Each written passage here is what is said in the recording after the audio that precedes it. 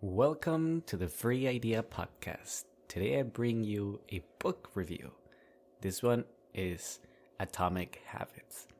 A wonderful book that I read and I want to spoil it for you. But also, if you get encouraged to read it, go for it. It's an incredible book. I've recommended to my wife and myself and everybody I meet, including my parents who I just met. Atomic Habits. It's about achieving the good habit that you want and reducing the bad habit you don't want. Clear enough, simple. But it gives straight, doable ideas. Like, not that much sauce. Unlike YouTubers out there who will spend 10 minutes to give you 2 tips, this book gives you tips every chapter. Straight up, like bourbon. Nice and concise. And I've been doing some of these habits myself, and it's been working out. So let's jump into it. What are these habits and how to avoid them? Well, step number 1 is to make the good habits easier to do and the bad habits harder. What does this mean?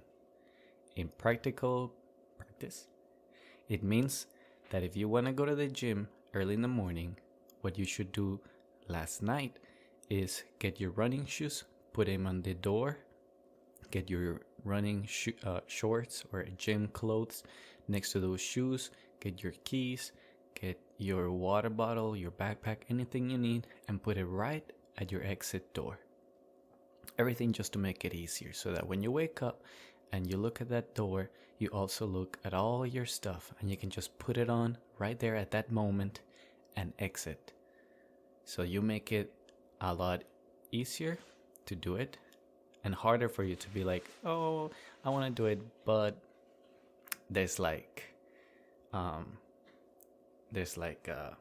barrier in front of me. Like I have to go get the shoes, go get the clothes, walk around, do this, do that. And as you walk around your house, you get distracted by other stuff that you gotta do. So, wait a minute, I got a cat.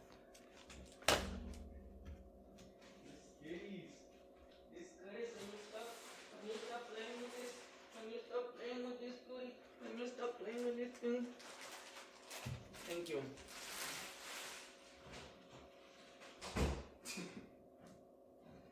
Pero Trini, can you stop playing with this thing? I'm back. This cat. They have this thing that it's a toy. It's a water bottle. It's where the 24 pack of water bottles come, pretty much a plastic bag. And this kitten loves that thing. We get him toys, and he will 100% prefer the free stuff. Cardboard boxes from Amazon, wrapper from water bottles. Yeah.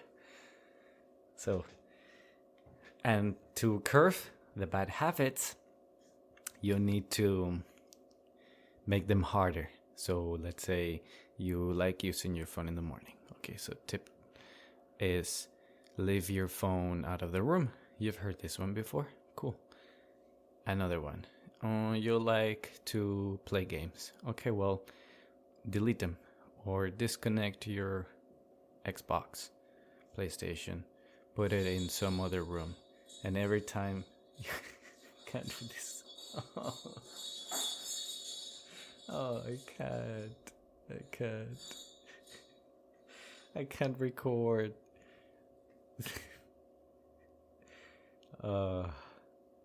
So put your PlayStation, Xbox on another room. Every time you want to play it, that means you have to go grab it, go back to the living room, and connect all the cables. So there's a barrier. So if you really, really want to do that, you'll go with it. But if you don't, you'll be like, do I really want to go and connect everything? Do I really want to play it so much? That's pretty much how it works. Make good habits easier and bad habits harder. That's the main idea of the book. Then it gives you other things like putting habits that are good together. So let's say now you put the clothes at the exit door, you go in the gym, cool. you want to read a book. So that's the second habit. So what you do is you, in that backpack where you have your gym stuff, you also have a book. So you go, you gym, and after you gym, you stay outside in like some chair and read your book. So you start connecting good habits. So gym, read book, and then a third and a fourth and a fifth. So when you complete one thing, it's easier to complete the other, and it goes on and on. For example, with bad habits, this happens a lot. You're on your phone, you wanna not use TikTok, the short videos. Okay, cool. So you're on your phone and you don't want to use that app, so you use Instagram instead, or you use Facebook. You Facebooking, looking at some posts. Cool. You see some videos, they're long form, nice. Then you go to YouTube, you look some more videos. Cool. You exit. Maybe you go into another app, Instagram Shorts. You start looking at Instagram Shorts. Boom. It reminds you of TikTok. All of a sudden, you're like, well, I already saw 3 apps, 3 videos. Let me go to TikTok, and you're hooked again on short videos. So the habit begins before. The bad habit that you want to quit, you actually have to quit like 4 steps behind, which is the fact that you logged into Facebook and just scrolled. So once you log into Facebook, that will activate you logging into YouTube. Then that will activate you logging into Instagram, and then Instagram will activate you going into TikTok. That's just how it is. And I gotta stop this cat.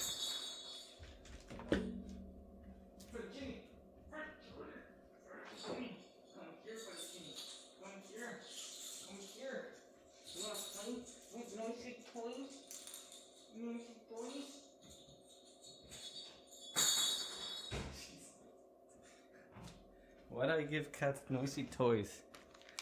Alright, new thing I gotta do. Before starting a podcast, I have to hide every noisy toy in the house. Wrapper, dingling bells, everything. What's that? So bad habits activate one another. You have to quit 4 steps behind, and good habits can also activate. We often have this thing called like, oh, I'm having a good day or a bad day. We're starting the day good, starting it bad. Starting it bad for me is starting it on the phone. Once I get on the phone, as soon as I wake up, I'm done. I will lose 2 hours, which is what happened today. I got into Facebook, and then I got into Shorts, then I got into YouTube, then I got into Shorts, and 2 hours went by. It was great. I loved it, but I'm 2 hours late on my good habit routine, which was gym, podcast, read, and cook, go shopping, all the stuff, whatever you want to do. So starting a good day would have been wake up, get clothes, gym, read, cook, blah, blah, blah. And then once you start your day in a good way, it's so much easier to keep it going. It's the momentum, but it's also just the feeling that you're doing good. So good things are coming to you and you're focused on good.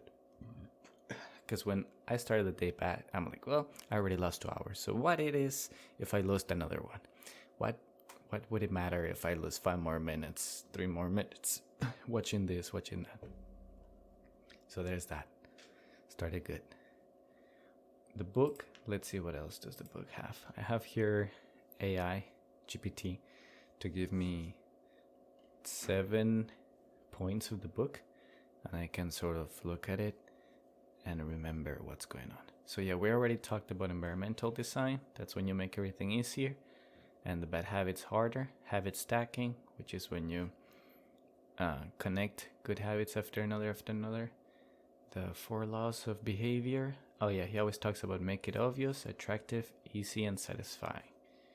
Go figure. Read the book. This part, I got it, but I can't explain it. It's only make it nice, make it fun, but that's too much to think. Too much thinking. But also, that reminds me, there's some good habits are boring, and bad habits are fun. That's the total point. So if you reduce your bad habits, basically the fun habits, your fun will go down, and you'll be more open to boring stuff. And I want to give you a real life example in my life. I quit gaming. Took me a long time, but I quit it, and it's been maybe a month. I started by deleting my games, which is make it hard. That's what I did. Well, no, first I started just not trying to play, but then I fell back for it. So I deleted them on my computer, and I assigned myself only one game I could play, Clash of Clans on my app, a tablet, just to fill that gap, because I already know myself. I want games, so know yourself. But I limited myself to other games.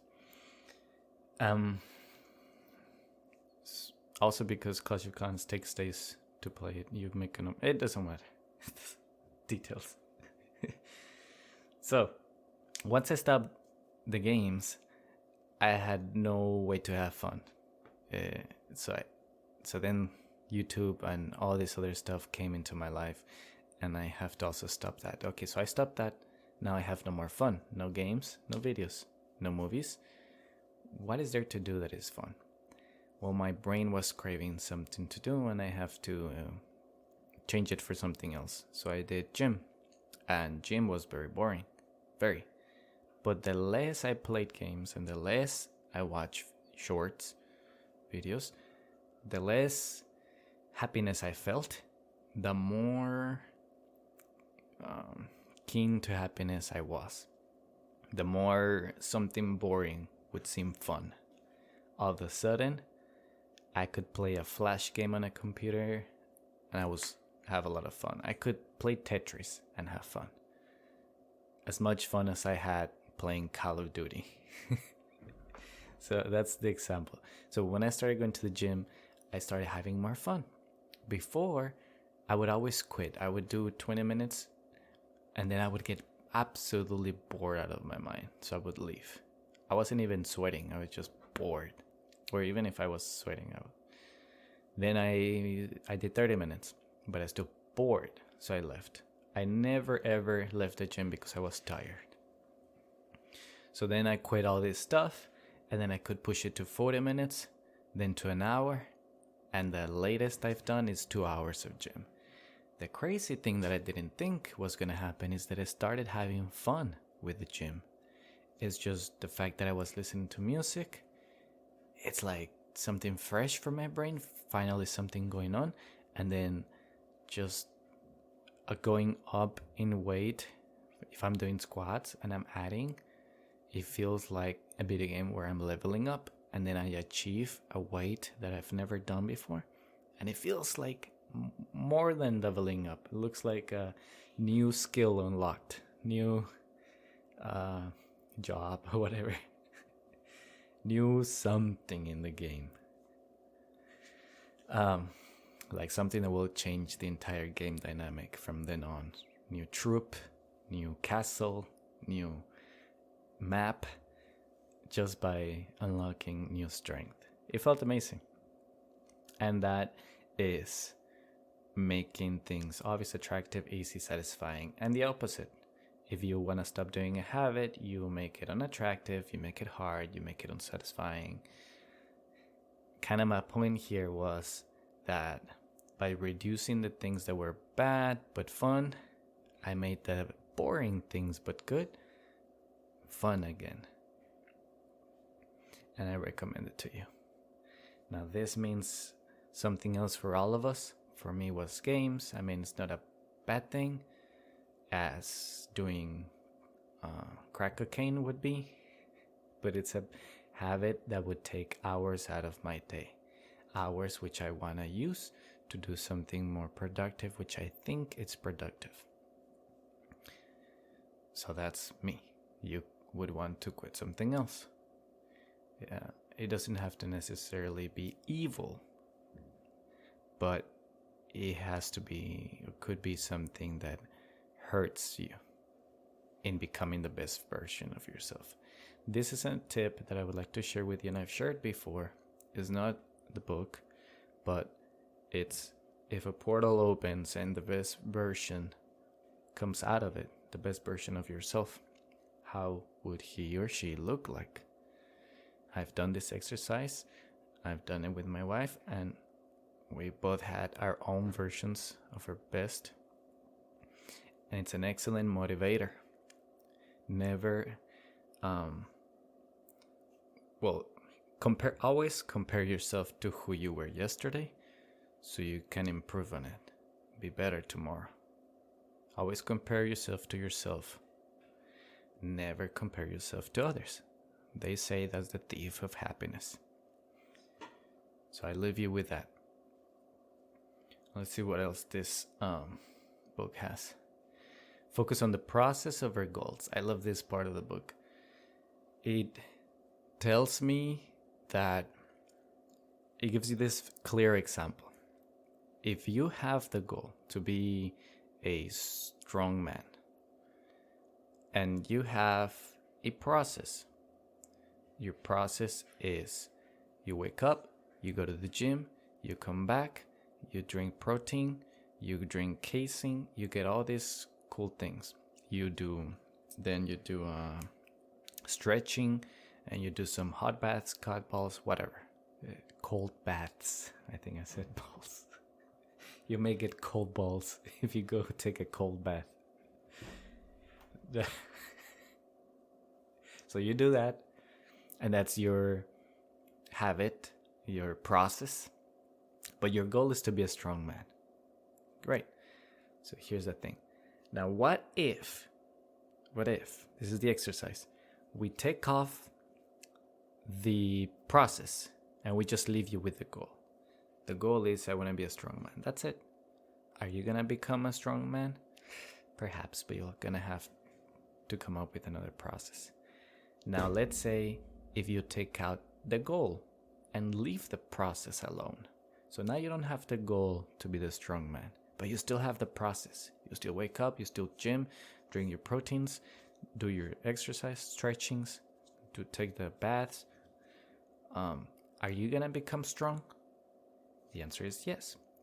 And that's the teaching, that the process is more important than the goal.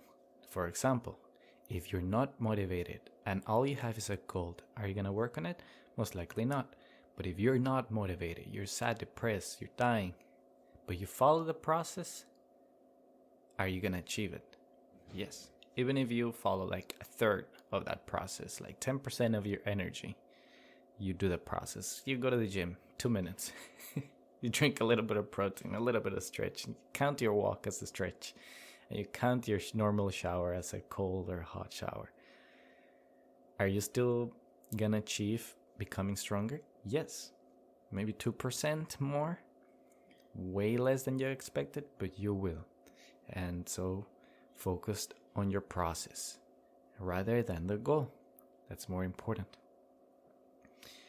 Okay, let's say it talks about overcoming obstacles and staying motivated. To stay motivated, he talks about tracking your habit, being accountable, and celebrating small wins. I don't remember some of them, but habit tracking is basically like having a bottle. I have here a jar, and every time you go to the gym, you grab a marble and you put it in the jar. And visually, you can see your jar filling up. And every time you look at it, you get motivated. So if one day you don't feel like doing it, but you look at that jar, maybe you're like, I want to put another marble. And so it helps. Now you can do it with a book and just check. But he recommends physical things like bottles, jars, and physical objects that you can dump in it. For me, I have right now a jar. And I put Post-its. And I fold them in 4 to fit it. And just as an addition, I write what I did that day. But I call it the pride jar, even though it's not gay. It's not LG. It's just the days that I've been proud of myself. I put something and I write what I've been proud of. And so far I have 1 because I started. It doesn't mean that I'm not proud of myself. I just started a few days ago. I have 1 and it says that I carried 30 pounds on the curl, that little weight, one arm lift.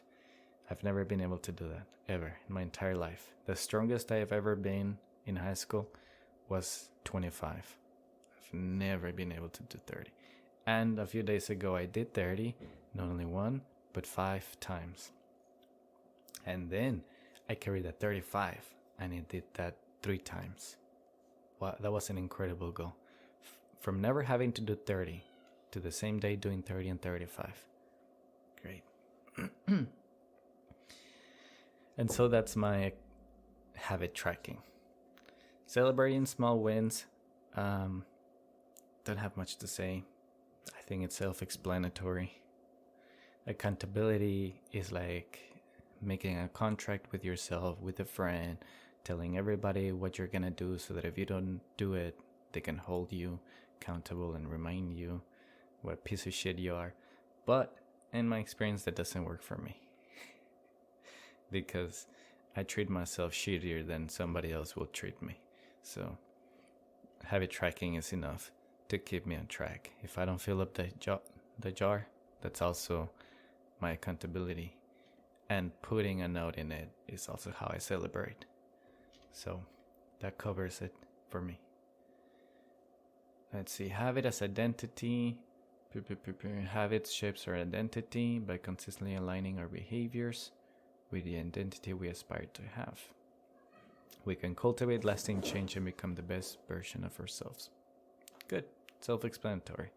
You become what you strive for. It's not a goal, but a lifestyle, like a diet.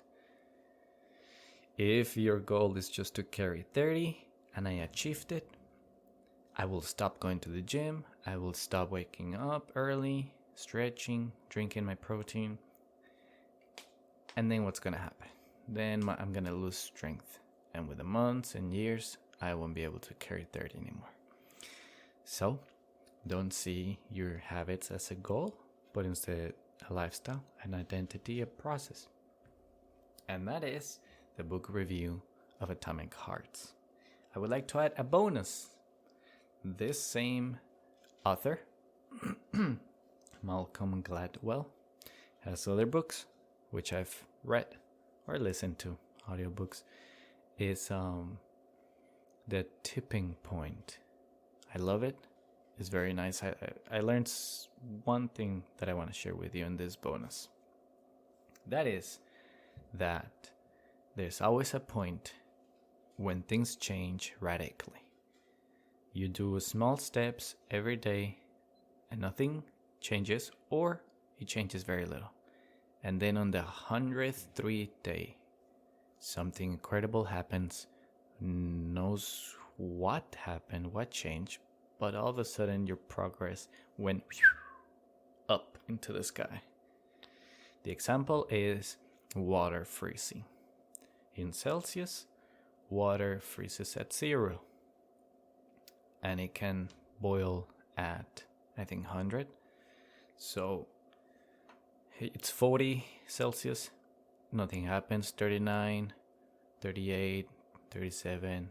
It goes on. Nothing happens. 5 Celsius, 3 Celsius, 2 Celsius. Nothing happens. 1, nothing happens. So it's been like 99 numbers, right? From 99 to 1. Because I think if you reach 100, it boils. So then from 1 to 0, it freezes. So it had 99 numbers to get there. And as soon as it reaches the 0, boom, the water completely changes. And that's what he calls the tipping point. That self-explanatory, right? So what I want to say or connect with is that life works this way too. That's why you'll hear about the people that do overnight success. They don't know your struggles. And all of a sudden you go, boom. Most celebrities have a single film they can point to and say, this is what made me famous. But they have years of experience and years of movies behind them and a lot of struggle. For me, in my experience with the gym, I want to say my tipping point was carrying that 30-pound weight. Because I could never do it in my life, only 25. And strangely enough, I wasn't able to carry the 25 either. My maximum was 20. 20, 20, 20. I would never jump to 25. One day, I just felt extra energetic. I felt good, healthy. I had like 3 days of rest. And I thought, I'm going to give it a chance to 30, just to see where my progress is. I didn't know. I carried it, and I carried it multiple times. So I jumped from 20, I jumped 25, I didn't do it. I went straight to 30. Then I said, okay, I tried 35. Worked. My tipping point, whatever happened in my routine, in all those days I did, all of a sudden, I skipped 25, 30, and did 35. I went 2 weights up. 2 of those which I've never done in my life, 30 and 35. And that was my tipping point. What is your tipping point? And with that, goodbye.